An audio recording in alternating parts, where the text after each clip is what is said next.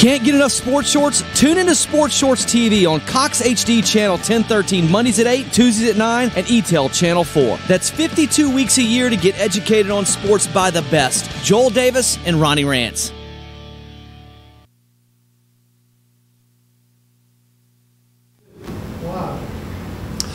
Welcome, everyone, to this week's edition of Sports Shorts presented by the good folks over at L'Auberge Casino, which fortunately has been open for a couple of weeks now. So go by L'Auberge Casino. Phase 2 coming shortly where they'll start some restaurants, but the gambling is in effect, and you can go by there, get a night out, have a good time. Dan Canaveri joining me, former LSU assistant coach, administrator, head coach. He's worn many, many hats over the years. Cano, down a few tons and got the good hip, huh? Tell us about it. Got the good hip, had the Brett Bankston, the Baton Rouge Ortho, did the job, and got a new hip, had a little speed bump along the way, but in a way, as an opportunity with COVID, staying home, I got an opportunity to really rehab it, and so things are a lot better. It's great to not have pain, and Ronnie, I got to say, you were there in 91, 93. Right. I don't know how Skip coached with the hip pain that he had. Right. Now that I've had it, I just don't know how he did it. In 1991, after we won the national championship and got to go to the White House, Skip didn't get to go because he had had a hip replacement surgery and was at home rehabbing. So, of course, his wife Sandy and Smoke Laval went on his behalf and kind of represented him. Did he have one or both back then? He had one done in 1991. He had the other one done in 93. So it was like he had to win a championship. Back then, he had to win a championship to get the bonus to afford it. My, how things have changed, right? But, well, I'm glad you're doing well, feeling well, and all that. I guess you're a good guy to have during this COVID situation because you wore many hats, not only as a player and a coach in college, also, you know, in the administrative part with Skip when he was athletic director at LSU. These are unprecedented times, right? Like there's no correlation. It's not like Katrina. It's not like 9/11. It's not like the Vietnam War. I mean, there's nothing. Like there's nothing to fall back on. They're literally writing the book each and every day. My question to you, and I know everybody asks you because they asked me, and I don't know anything, and that is everybody wants to know about football. Okay, well, what's football season going to be like? Are they going to push back the season? Are they going to allow fans? Whatever the case may be. My question to you is, and I've said this, and I want to get your opinion. I don't know anything that you at home know. There's not some secret room where LSU's making these decisions, or they know something with the SEC and they're just not telling you. The other is that, yeah, LSU's probably in that small group of 15, maybe 20 colleges in America that could maybe survive a year on just the TV money, you know, tighten the belt, take some hits. They could get through 1 year. But the other 100 schools that play Division I football, they can't. And so what do you do? Is there even I can't imagine a season without fans because you need that revenue. Right. Okay, you got a lot of different things in that statement there. Right. Number one is there is no secret room where they're meeting. You know, this isn't like they're going to get a new head coach or they're going to hire an assistant coach or anything like this. Scott Woodward has said it best. Every day is a new experience, meaning every day you get more information. Every day you're trying to move in the right direction. So they have some long-range ideas, but nothing can be set in stone because every day you get new information. Like today, we're going to get some information from the governor, and then we're going to move forward from that and then try to make some plans. So, folks, if anybody's out there, nobody knows anything. Everything is speculation. Everything is one day at a time.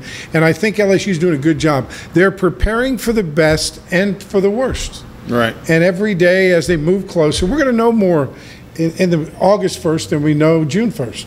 And it could be a lifetime from then until August 1st, from now until August 1st. So they've done a great job.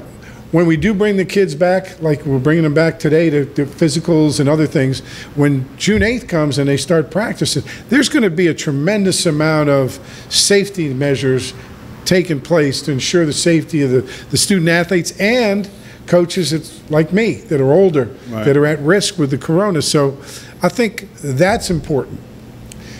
The financial side, I don't think any athletic department's going to make it except for the Power 5 schools, almost all of them, ish. But definitely the SEC can almost survive because they're going to have to cut other sports. They're going to have to drop out of Division I. You have to have a certain amount of sports. So if they don't play football with revenue, watch for a change, I think, in what it takes to be a Division I school, number one. But you're going to see a lot of minor sports get cut. And then you also have to come into play with Title IX. So if you cut baseball, you got to cut softball. Right. You know, if you're trying to cut gymnastics, you got to cut a couple of men's sports to get the numbers right. So it's going to be tough not to play with fans. You need that revenue. Right. And we're lucky at LSU and in the SEC that we have great fan bases through the years, you know, and we could probably survive, but it's going to affect the quality of the things that we do.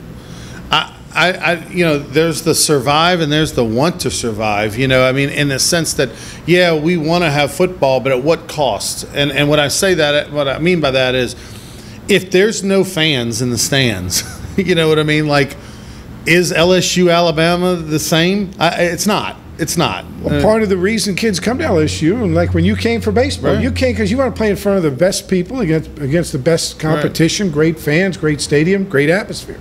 I mean, that's the way it's always You been. want to be in front of people that care.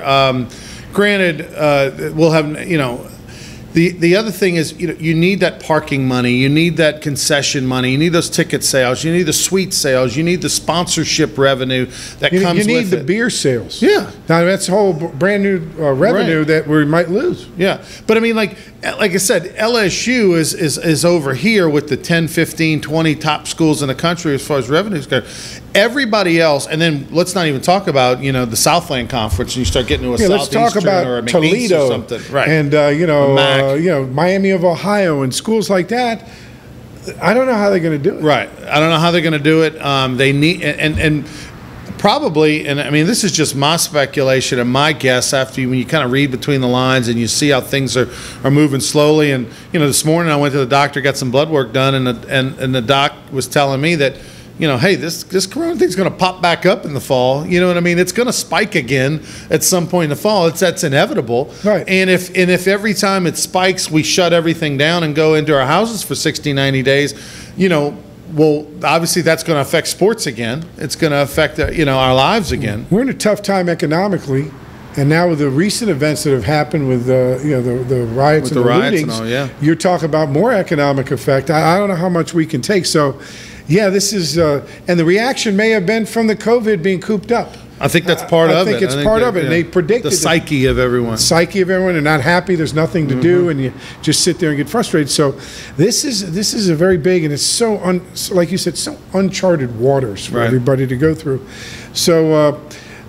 Another thing is, you know, Eric Bakich and the Northern coaches put together this package about how we should move the baseball season back. Mm-hmm. Well, right now, if we don't play football, there won't be any season to move back in the northern states.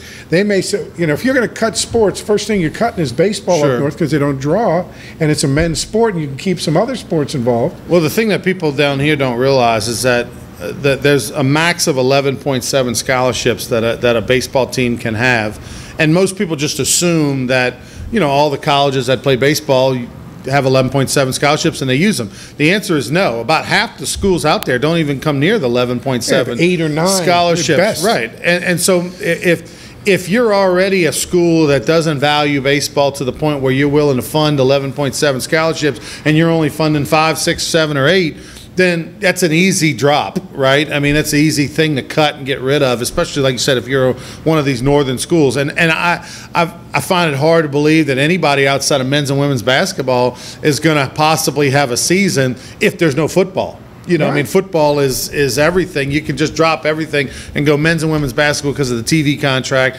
get through a year maybe with dropping everything and then regroup maybe down the road. Well, if you look at the northern schools, you know, I've been up there in Maryland and Pennsylvania and everything. Drop baseball and just have men and women's lacrosse because you can play in all kinds of weather. You put down a turf field. They actually draw more than baseball up north. Mm-hmm. It's a more popular sport. Less and less kids are playing baseball. And a lot of the schools up north, they don't draw anybody for baseball. So if I'm an AD, I look at how much does it cost me? Baseball costs a lot of money. Mm-hmm. And I'm going to travel these guys and play a conference schedule and look at the revenue and in concessions. And it's, you know, we're spoiled down here in the SEC. We've got big-time baseball, but up in those northern places, you get 60, 67 people a game if you're lucky. Right. And, yeah, it's a 30-degree day with a wind blowing on Saturday. People aren't coming out. But it's amazing. They'll go out for lacrosse and women's field hockey and soccer because it's more of a colder weather sport. So it'll be interesting. You know, if I'm put your prognosticator hat on, I'm going to just throw out a prediction. I think there will be college football, but I do think it'll be changed. I think it'll just be primarily maybe your SEC schedule plus one non-conference game as opposed to, the 4 non-conference games. To me, that feels like the direction this thing could head and be realistic, because it'll allow you to move the schedule around a little bit, and obviously the SEC can kind of take care of itself. Well, I kind of think that everybody right now has like 3 or 4 scenarios. Sure. I think the best case scenario that everybody's hoping for is, hey, let's start out on time, play a full schedule, and have full stands, and people come at their own risk. Okay, hopefully that's the best case scenario. And then you step down from each one. I don't think anybody can really say what's happening. Right. I mean, we got to wait a month and then we'll know more. But I think sometime around the middle of July, there's going to be a decision made one way or the other. The thing that concerns me about that scenario, where come at your own risk type of deal, which personally I'm in favor of. Hell, make them sign a waiver or something. They walk in, put a thumbprint. Well, you can't do a thumbprint. Do whatever, some kind of sign language deal, record them, whatever. But the point is that we're seeing right now in our country, state to state's different. Heck, we're seeing city to city just within our own state. Lafayette was kind of one of the first communities to say, let's get moving. New Orleans got shut down a month after everybody. So you might have a scenario where, let's say 10 of the 14 SEC schools are in a community where they're like, go for it. If you're not 100% comfortable, stay home. But then all of a sudden 3 or 4 other communities in the SEC have issues or restrictions. I mean, then what do you do? I think you got to look at the college football landscape and realize I don't think you're going to have a true national champion. You might not even play that. You may have an SEC champion play the champion of the ACC and nobody else is playing. Right. I mean, maybe specific to where you're at if you can afford it. Conferences are going to change. People are going to drop out in the northern, smaller conferences like American Conference and, like you said, the Southland Conference USA. Right. They may have a lot of schools drop out. Some of the smaller conferences, even some of the northern schools, like in the Big Ten, you may not have football in some of those places. You don't know. So I think it's not going to be the season no matter what happens, it's not going to be what we're used to. I think there's not going to be a national championship, and there's going to be an asterisk on everything. Sure, everything, probably for a year or two.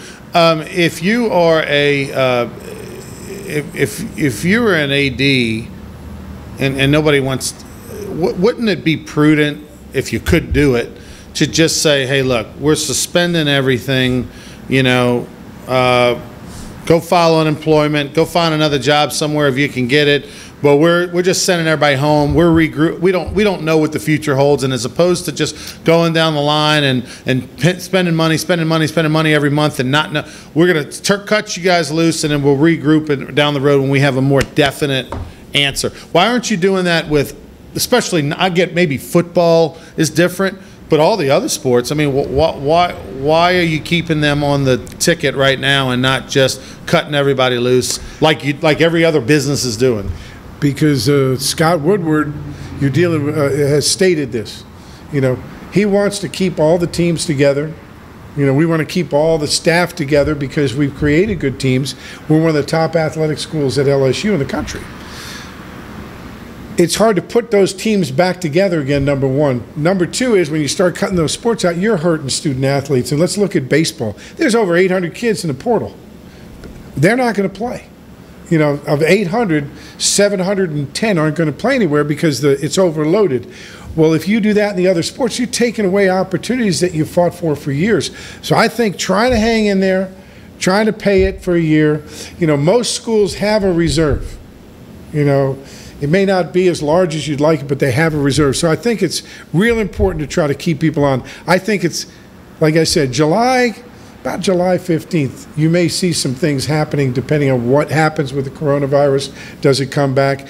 Does it go away in the south? Does it stay in the north? Does the heat really affect it? There's so many unknowns that you can't really make that decision. So there's some drastic decisions going to be made down the line. I don't think there's any doubt about that. We'll take a break. When we come back after this commercial break, I want to talk to Dan. He works with the Tiger Athletic Foundation, and there's been some talks and discussions and things being said about, will there be some tax breaks and things like that in the future as far as getting back to the old days that when you bought your tickets and you put them on your business card, you could deduct it all. And I think the government's going to probably have to loosen those purse strings to get the money flowing again, and especially to help out athletic programs. So we'll talk about that and a whole lot more. Don't go anywhere. Sports Shorts with former LSU national champion assistant baseball coach Dan Canaveri. Sports fans, you don't want to miss the biggest celebration of the summer. It's the annual Louisiana Sports Hall of Fame Induction Weekend in Natchitoches, June 25th through 27th. The 2020 Hall of Fame class features legendary sports figures Nick Saban, Phil Robertson, and many more. Log on to lasportshall.com for more ticket information.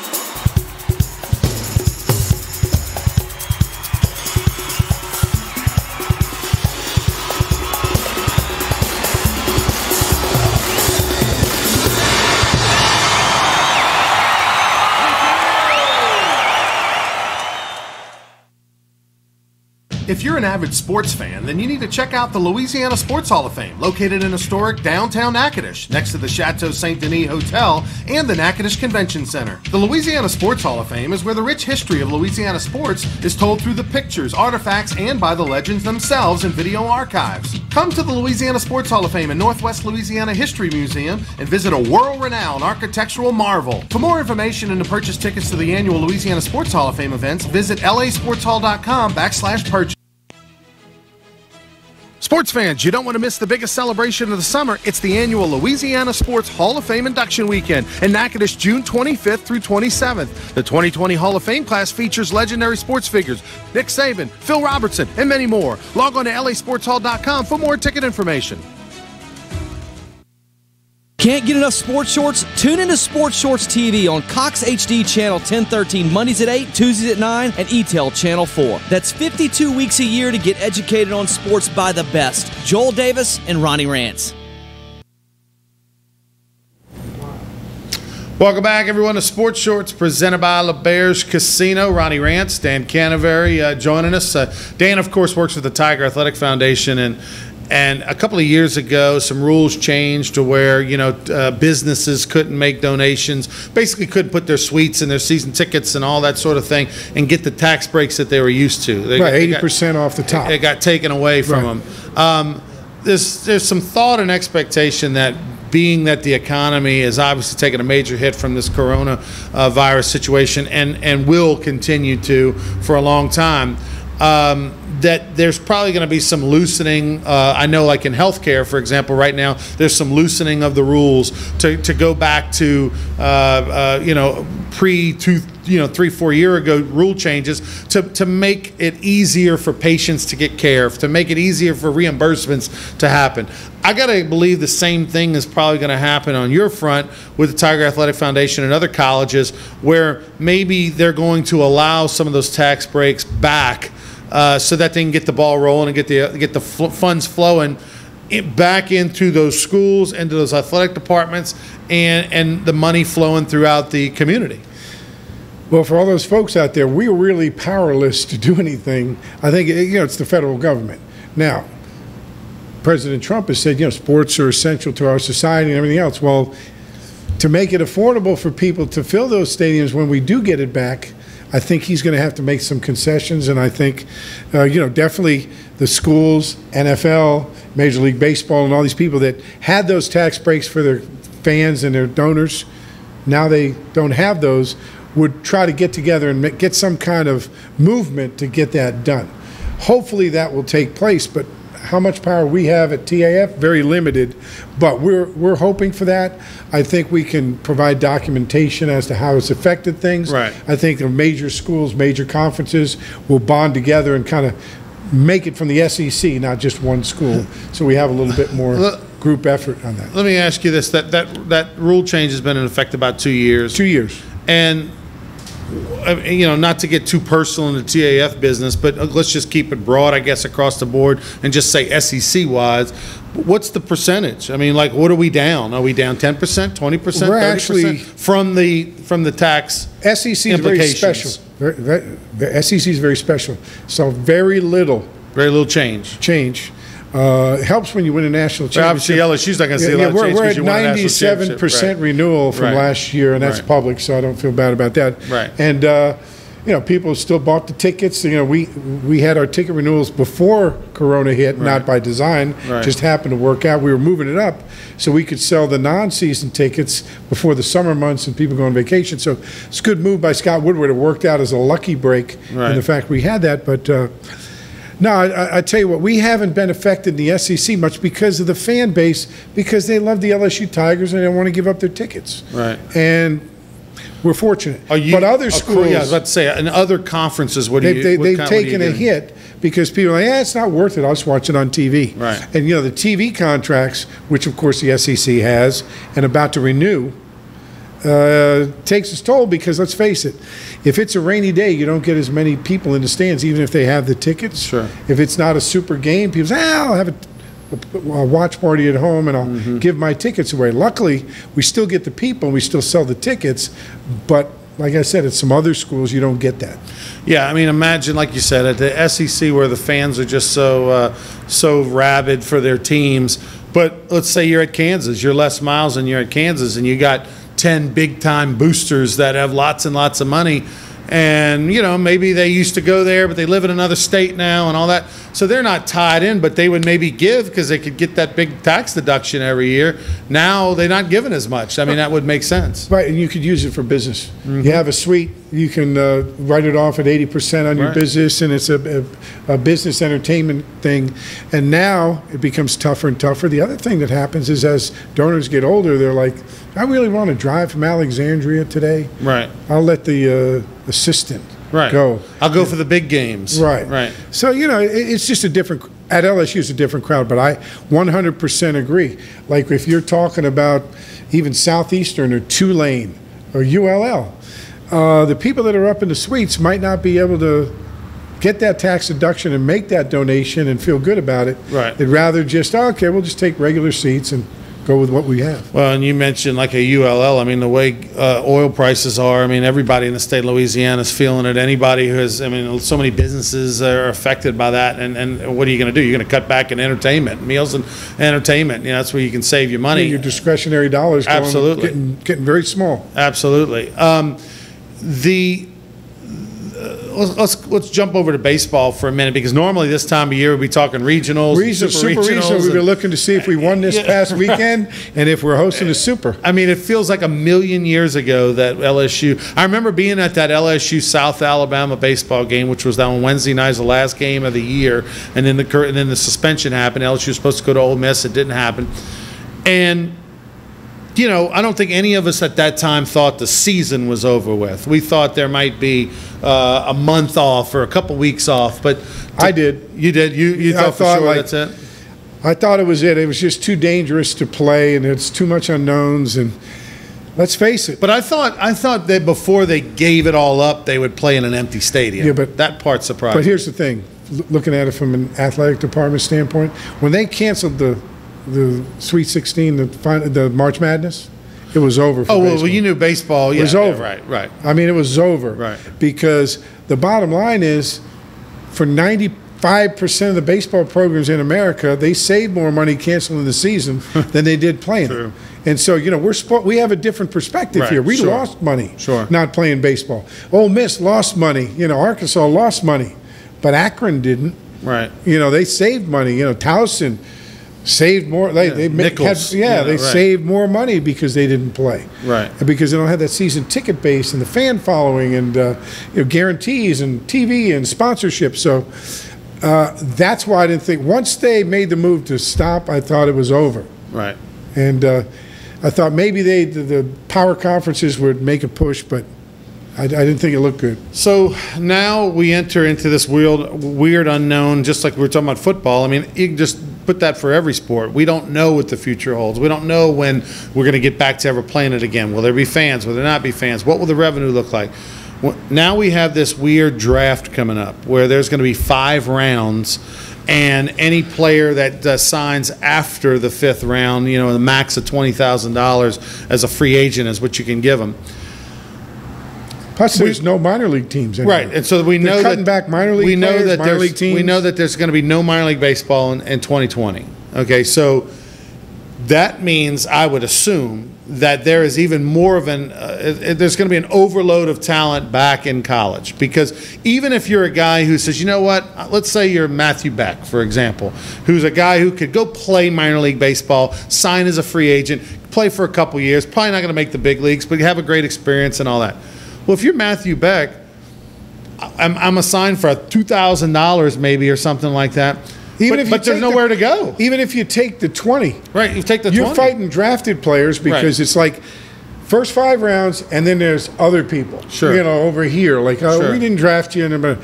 But the thing is, I'd rather come back for my senior year, start working on a master's degree because he graduated. Right. Okay? And see what happens next year. Sure. Because if they bring the draft back, I get drafted again next year.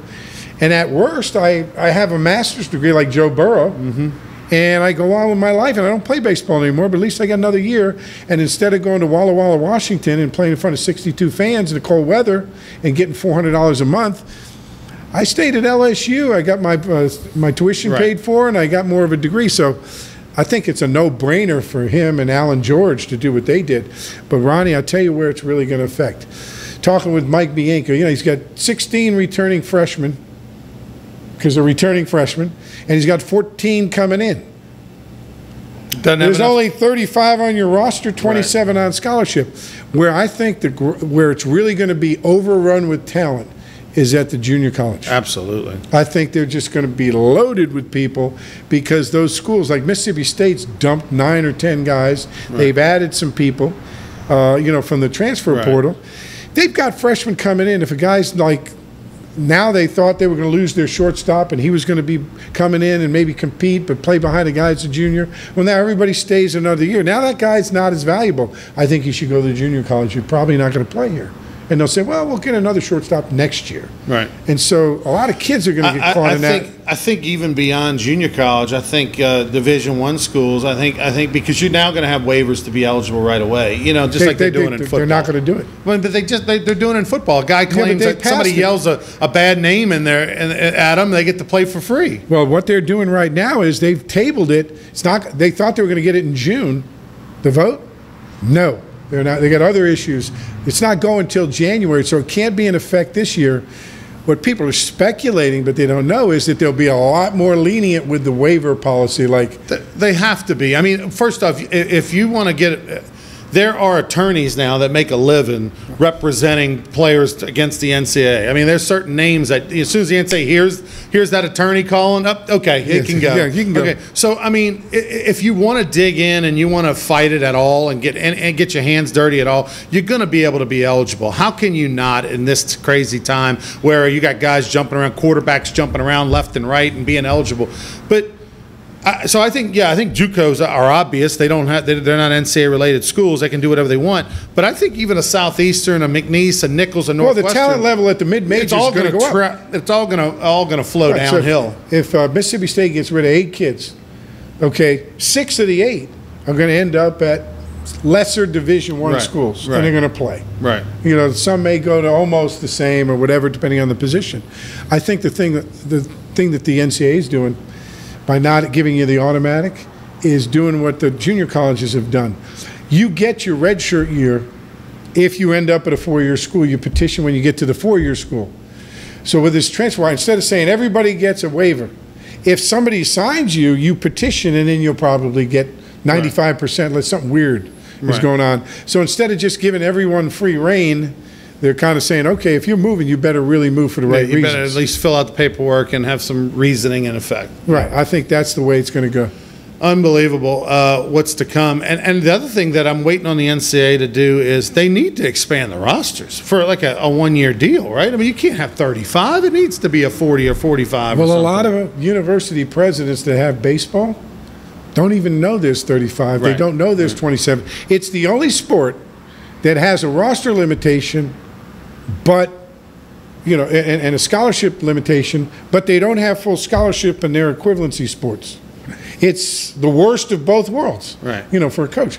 So I think once the university presidents get educated a little bit and realize there's an issue here, like they could probably do that in January and have a good read. So before you cut your roster down to 35, and they said, well, you can go to 45, and you can have 35 this year, and then next year you got to be down to 30. And we'll let you go to 13.7 or whatever, but next year you go to 12.7, then back to 11.7. So I think they'll let them expand and give them a couple years. Yeah, give them a year or two. When the presidents are listening. But right now they're not listening because they're worried about football. Right. Because it may not be an issue on their campus. If you don't play football, there may not be a baseball program.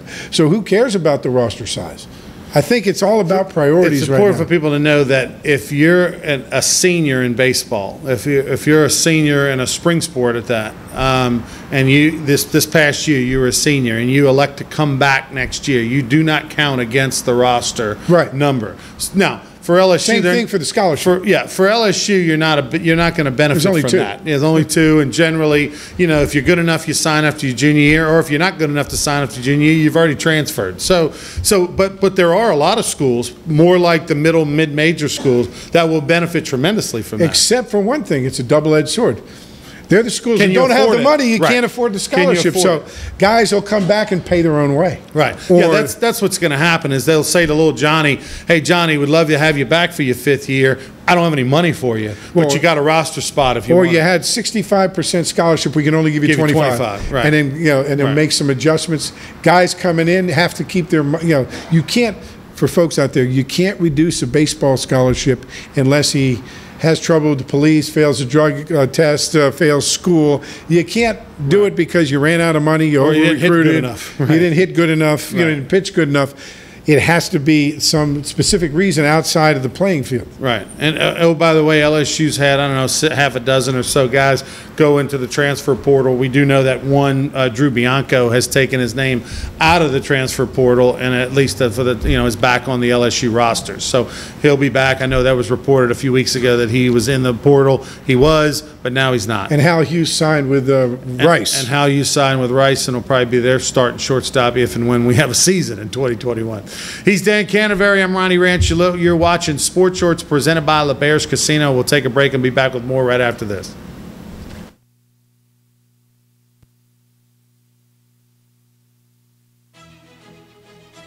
Sports fans, you don't want to miss the biggest celebration of the summer. It's the annual Louisiana Sports Hall of Fame Induction Weekend in Natchitoches, June 25th through 27th. The 2020 Hall of Fame class features legendary sports figures Nick Saban, Phil Robertson, and many more. Log on to lasportshall.com for more ticket information.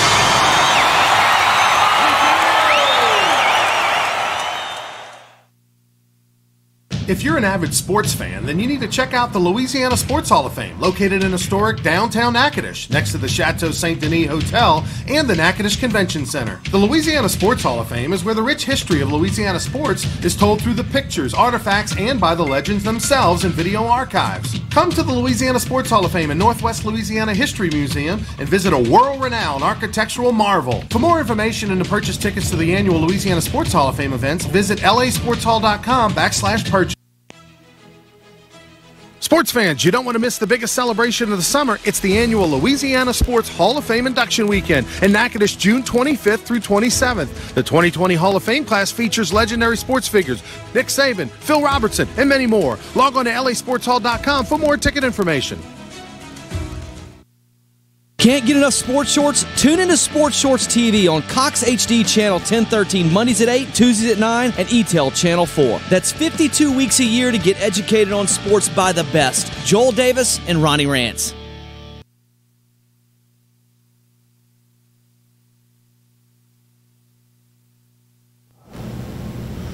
Welcome back, everyone, to Sports Shorts, presented by LeBears Casino in Baton Rouge. LeBears is open for business, been open for a couple of weeks now. Go on by there 24 hours a day and tell them you heard it right here on Sports Shorts. Also, a little note about the Louisiana Sports Hall of Fame. We'll have a new commercial for you next week. We've postponed our Hall of Fame induction weekend till December 15th through 17th. So it's the middle of December, which actually is a little bit of exciting because if anybody's ever been to Natchitoches, the Saturday before Thanksgiving all the way to the first of the year, it lights up. It's the city of lights. It's it's kind of like you're in a winter wonderland with Christmas lights all throughout the river and downtown area. And so the city will be looking fantastic. It's the busiest time of the year, those 6 weeks up in that area. Folks come from all over the South to tour and be a part of Natchitoches. And so we look forward to, for the first time ever, having the Hall of Fame induction weekend during the Christmas lights, December 15th through 17th. So we'll have more information for you on that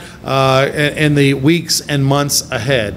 Dan Canterbury joined us. We talked a lot about the college football season and the financial ramifications of what's going on. We talked a little bit about the transfer portal and things of that nature.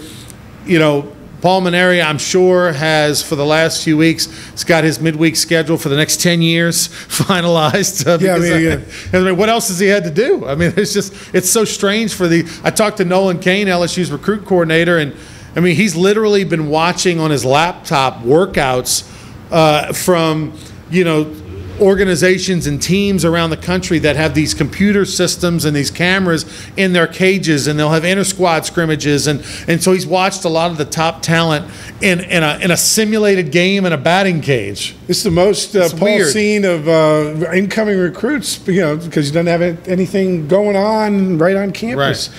I tell you what, he's done a good job of being available for different events around the community, doing some Zoom, a lot of Zoom, speaking and doing his thing. But I tell you what, as a former coach, he's got to be going nuts.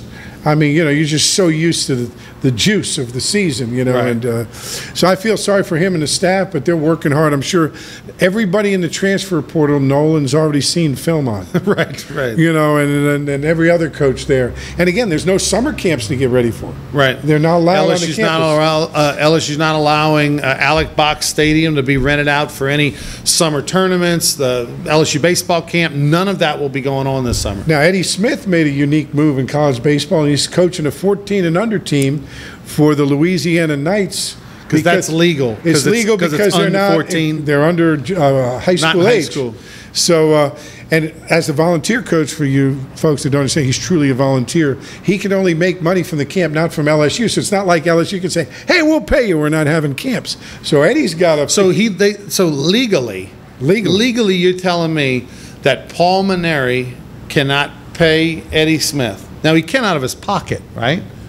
I mean, if he wanted to physically write a check, he could do that. That's between two coaches. But as far as coming out of that LSU camp pot, even though he can't reach in there and just write an IOU for the future. He's got to run a camp.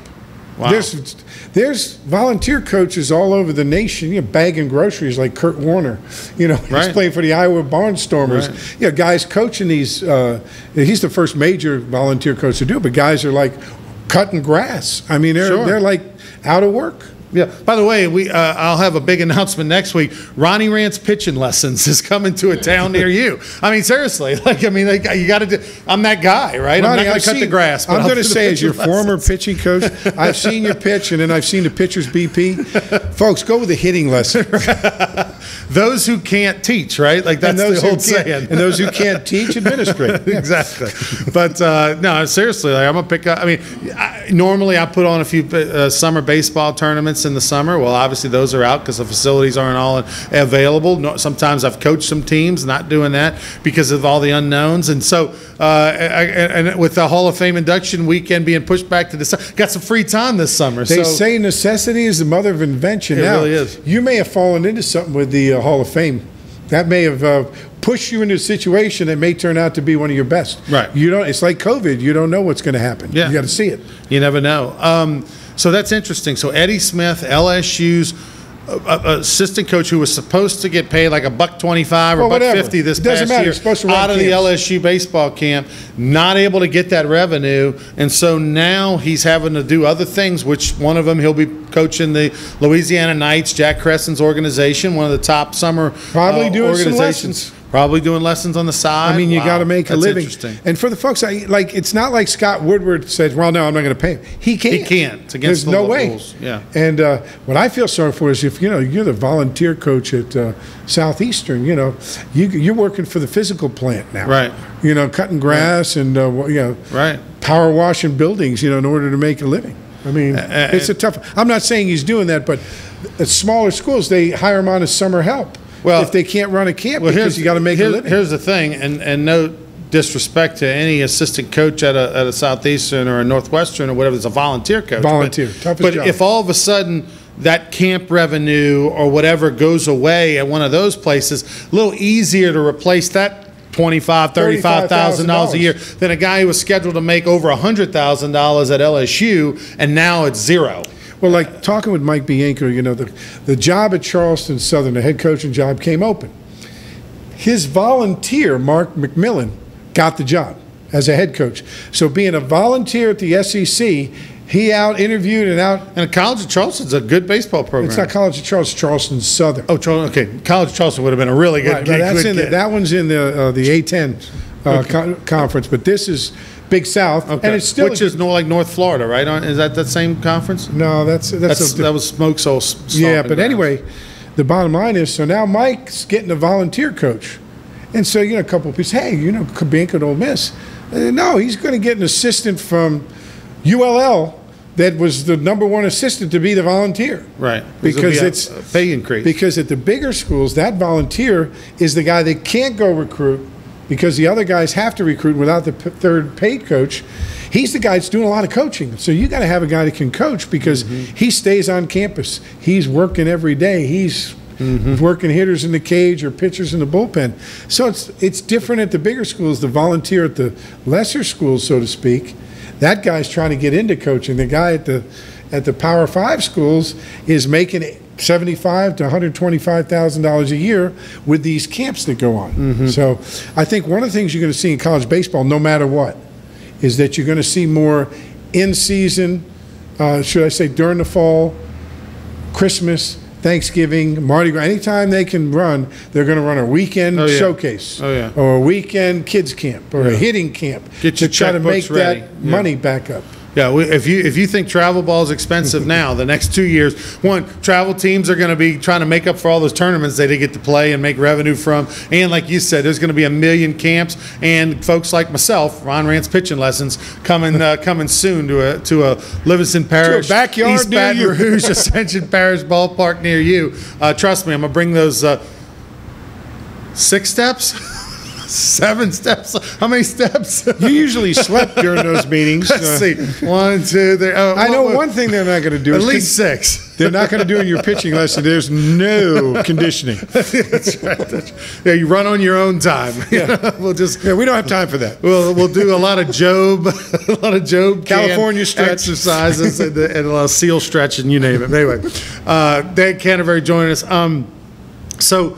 We spent some time with Skip. You guys are back on the radio, right? Yeah. Doing the show. Tell us about when folks can hear you. And Well, we're Skip on Bertman. right now with the COVID. We're on Friday nights at 7 to 8, and we're on demand, so you can pick us up on the Guarantee Media site and hold the rope. It was Sundays with Skip and Cano, but we moved to Friday, so Hold the rope. hold the rope with Nice. Skip and Cano. And Y'all doing it from his house, or where y'all doing it from? well, he's doing it from his house. Okay, oh, y'all on the doing a little radio. screen deal. No, but actually what we do is we Okay. piggyback the college prep, football prep scoreboard, and we go to walk-ons on Corsi, Okay. where they set up the mobile. Okay. And then I go right behind him, and Skip's on the phone at the house. Gotcha. Because he's a high risk. If there ever was Well, one. he just turned 82 years old. Of course, has had some health issues, and he's going to have a knee replacement surgery in a couple of weeks, right? Right. The 10th, and to his credit, this he got cleared for everything. Finally, with his health, is about as good as it's ever been. Good. Since he took the AD job, which almost killed him. But he fell down his driveway chasing his dog. On the knee, he's getting replaced. Oh. Right where they had to cut. And so it got pushed back because after it got pushed back for COVID, and then it got pushed back because he's still not healed totally, and they don't want to risk the infection, which I get. I had my surgery, and I had some staph infection. So we don't have a new date yet?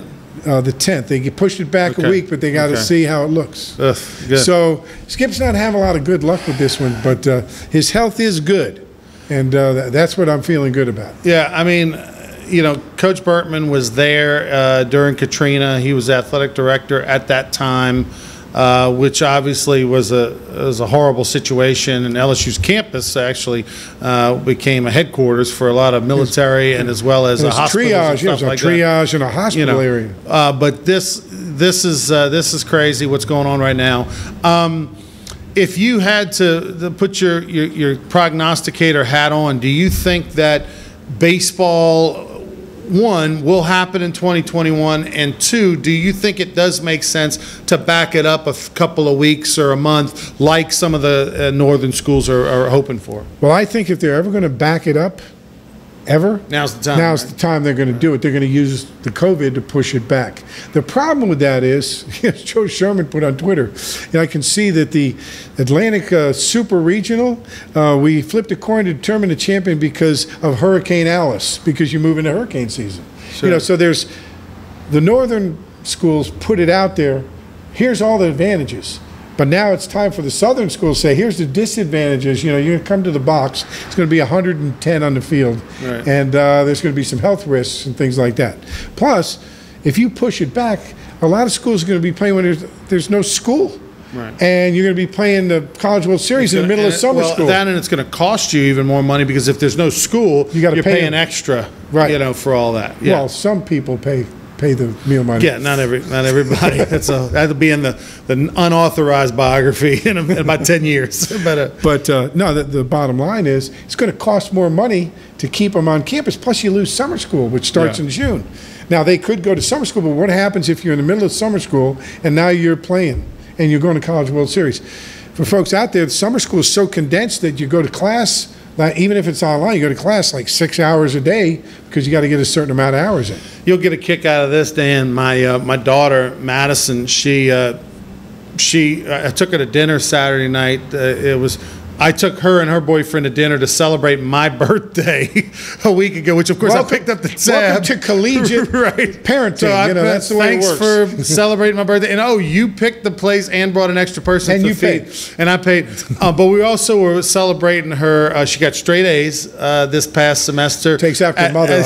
Do as I say, not as I do. But I joked with her that there's an asterisk next to those 5 A's. It's a Corona asterisk because pretty much if you just did your work, turned it in, you were going to get an A. But still, nonetheless, the Rances don't. I was going to say, if you were in Corona, you would find a way to get a C. I'd have had to have talked to somebody to get that C. You skipped the class at your house. right. Well, my internet was down. We had bad Wi-Fi. But no, proud of her for getting 5 A's, even though there's a little bit of a Barry Bonds asterisk next to it. Enjoyed the $400 meal I think I had. But anyway,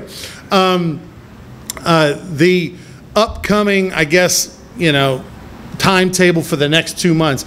LSU football is going to be working out, which I want to see video of that. I mean, they're going to have surgical masks, gloves. It's going to be crazy. But they're going to be working out the next 2 months. But that's going to be weird working out in these extreme circumstances, in essence, not really knowing what's going to happen come August. But they got to go for it. What they're going to do, and I am privy to, this information is real.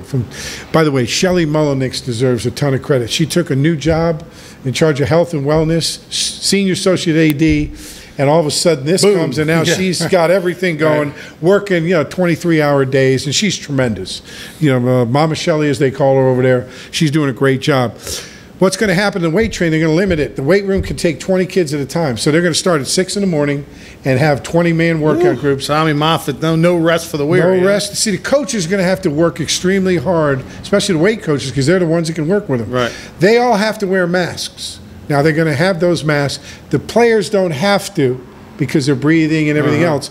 And there's social distancing, so they've redesigned the weight room to make sure, like restaurants have, make sure there's enough space. And so they're doing that. And anytime they can do anything outside, they're going to do it outside because it's safer to be outside. Okay.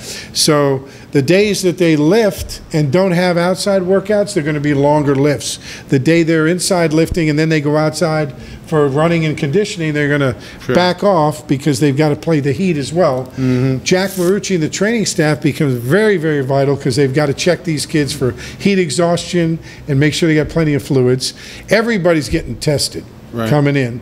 That's why they're coming in today, and they're going to test them over the next week because it's extensive testing. Baseline to see where they're at. Right. And then the other thing is because they haven't had the steady oversight of the workouts, they've got to evaluate everyone, and then they got to set their groups based on this guy's not in real good shape. This guy's been busting his hump. This guy's in the middle, so they have to figure. So it can't be position groups. Then the other thing is, you can't have all the quarterbacks in the same group because you don't want to lose your quarterback room. Because if one guy gets it, you shut down your quarterbacks. So you got to. So it's very complicated, and they've been working to do that. And then LSU built this beautiful state-of-the-art cafeteria that's not going to be able to be used. They're doing like lunches bagged up. Well, what they're going to do is they're going to do everything like takeout, like walk-ons or any restaurant. They're going to put their order in for what's on the menu, and they'll box it up, put their number on it, and they pick it up. And they take it and eat, and they're going to stay in dormers, one in a room. Very sterile environment. And I got to say this: Scott Woodward is the best leader in this situation we could have because he loves LSU. He loves the sports. He's an AD that's involved in everything. He's got great staff, Verge and Stephanie Remp and the other people, Dan Gaston and Shelley and all these people. And he's working to do everything right, protect the athletes, and he's right. These guys have better, we would, better health care, better meals, more structured environments, safer precautions than we would staying at home working out on your own. Or going to Anytime Fitness and working out, trying to get your workouts in. So it's better to get them on campus and really protect them. Plus, they're going to go to summer school and pick up some credits. We'll take our final break. We come back, just a couple minutes left. We'll talk a little Major League Baseball with Dan Canterbury, the last segment here, to see, they're throwing out different ideas. Will there be Major League Baseball? We'll talk about that final segment coming up on Sports Shorts, presented by LeBears Casino. They're going to have Sports fans, you don't want to miss the biggest celebration of the summer. It's the annual Louisiana Sports Hall of Fame Induction Weekend in Natchitoches, June 25th through 27th. The 2020 Hall of Fame class features legendary sports figures Nick Saban, Phil Robertson, and many more. Log on to lasportshall.com for more ticket information.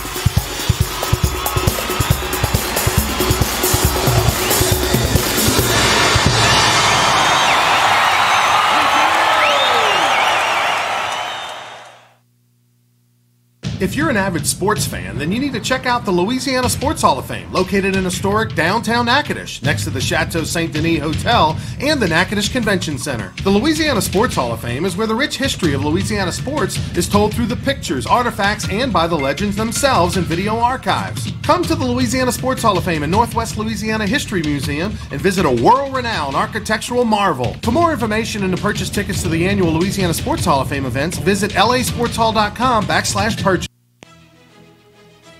Sports fans, you don't want to miss the biggest celebration of the summer. It's the annual Louisiana Sports Hall of Fame Induction Weekend in Natchitoches, June 25th through 27th. The 2020 Hall of Fame class features legendary sports figures Nick Saban, Phil Robertson, and many more. Log on to lasportshall.com for more ticket information. Can't get enough Sports Shorts? Tune into Sports Shorts TV on Cox HD Channel 1013 Mondays at 8, Tuesdays at 9, and ETEL Channel 4. That's 52 weeks a year to get educated on sports by the best. Joel Davis and Ronnie Rance. Welcome back, everybody. Final segment of Sports Shorts with former LSU assistant coach and athletic administrator Dan Canterbury joining us. Major League Baseball, it's been wild the last few weeks. I mean, whether it's Major League Baseball, NBA, NFL, we really don't know what the future holds. NHL, everybody. The only thing we do know is that over in England and over in Europe, some of the soccer leagues have decided to start back up. We know NASCAR has started back up without fans, all of these leagues. Major League Baseball's thrown out different things. Obviously, like any negotiation, both are on opposite sides. Players threw out about an 82-game schedule. Owners came back with about a 115-game schedule. But regardless of how many games, the biggest issue is money. And, of course, as a player and as the player union, they don't want to give up a dime. They want to get their guys paid on a prorate basis what their contracts said they were going to make this year. But the reality is that with no fans in the stands and with a shortened season, there's just no way that if I'm an owner, I say, okay, fine, we're not playing. Because an owner can't lose $30 million, $40 million to just try to play some games in front of no fans. I think you got to sit down and look at the financials. And hopefully reason will come into play.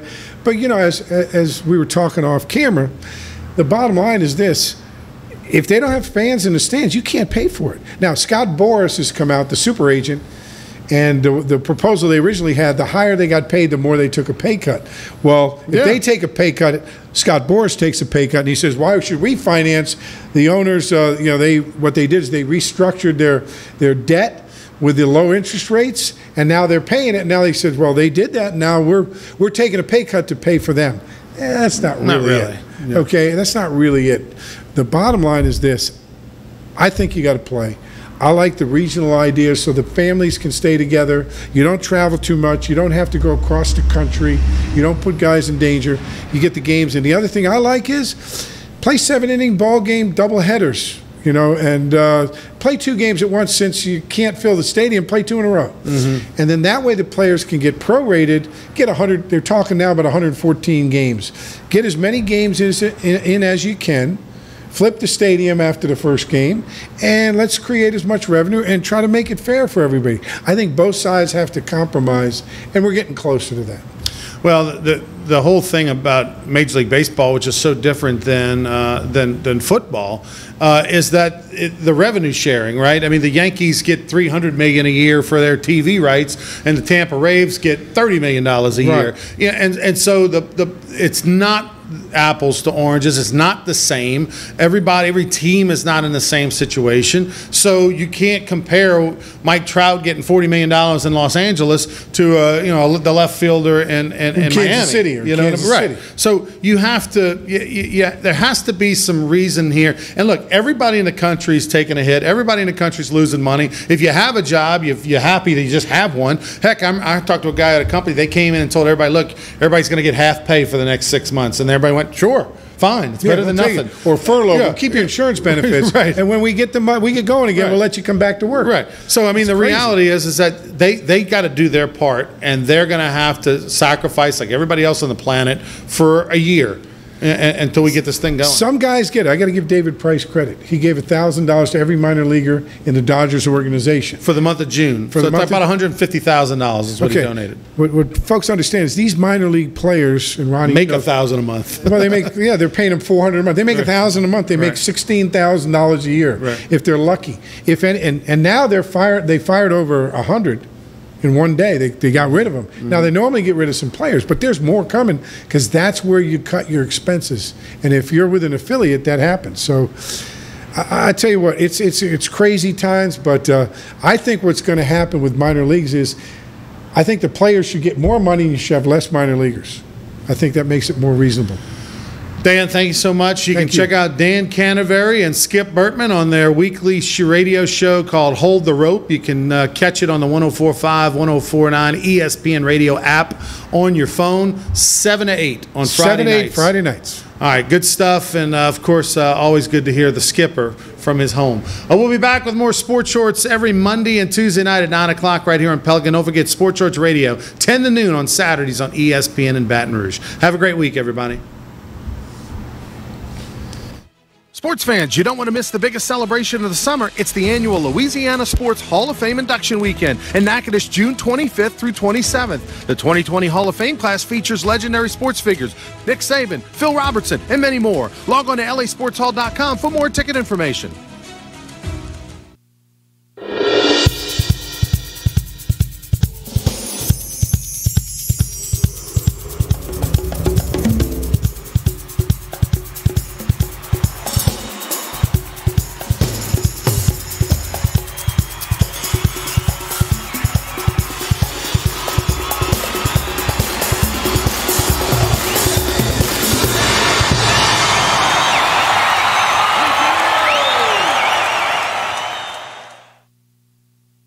If you're an avid sports fan, then you need to check out the Louisiana Sports Hall of Fame, located in historic downtown Natchitoches, next to the Chateau St. Denis Hotel and the Natchitoches Convention Center. The Louisiana Sports Hall of Fame is where the rich history of Louisiana sports is told through the pictures, artifacts, and by the legends themselves in video archives. Come to the Louisiana Sports Hall of Fame and Northwest Louisiana History Museum and visit a world-renowned architectural marvel. For more information and to purchase tickets to the annual Louisiana Sports Hall of Fame events, visit lasportshall.com/purchase. Sports fans, you don't want to miss the biggest celebration of the summer. It's the annual Louisiana Sports Hall of Fame Induction Weekend in Natchitoches, June 25th through 27th. The 2020 Hall of Fame class features legendary sports figures Nick Saban, Phil Robertson, and many more. Log on to lasportshall.com for more ticket information. Can't get enough sports shorts? Tune into Sports Shorts TV on Cox HD Channel 1013 Mondays at 8, Tuesdays at 9, and ETEL Channel 4. That's 52 weeks a year to get educated on sports by the best. Joel Davis and Ronnie Rance.